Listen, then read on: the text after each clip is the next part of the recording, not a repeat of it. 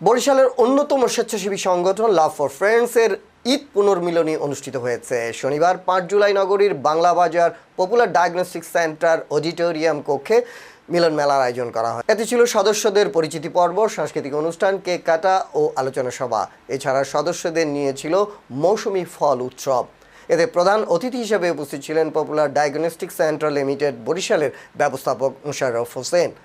এছাড়া love for ফ্রেন্ডসের প্রতিষ্ঠাতা পারভেজ শিকদার সহ অন্যান্য সদস্যবৃন্দ ও আমন্ত্রিত অতিথিরা উপস্থিত ছিলেন। কথা বলতে চাই, লাভ ফর ফ্রেন্ডসের প্রতিষ্ঠাতা পারভেজ ভাই, সে আমাদের অনুপ্রেরণার ভাই।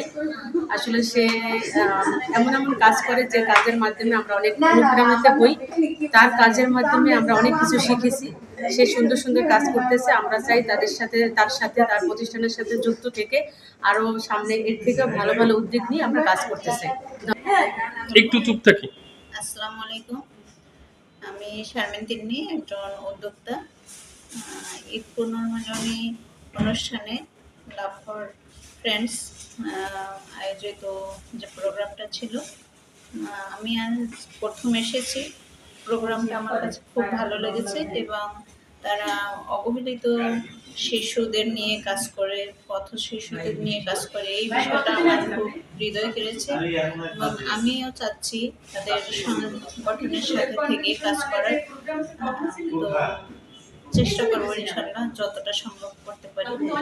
লাভ ফর ফ্রেন্ডসের জন্য শুভেচ্ছা রইল, দোয়া রইল।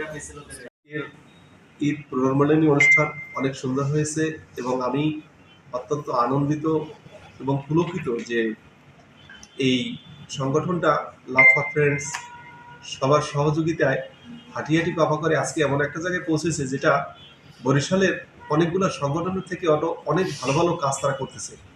এবং এই সংগঠনের সাথে কেউ কর্মজীবী আছেন, কেউ স্টুডেন্ট আছেন, কেউ প্রশাসনে আছেন। তো সবাই মিলে একটা সংগঠনকে যে সুন্দর করা যায় তার প্রমাণ দেখলাম আজকের এই ঈদের পুনর্মিলনী অনুষ্ঠানে। তো আশা করি ভবিষ্যতে এই ধরনের অনুষ্ঠান আরো হবে, আরো সুন্দর হবে। সবাই মিলে আমরা একত্রে কাজ করব। সবাইকে আন্তরিক ধন্যবাদ। আসসালামু আলাইকুম।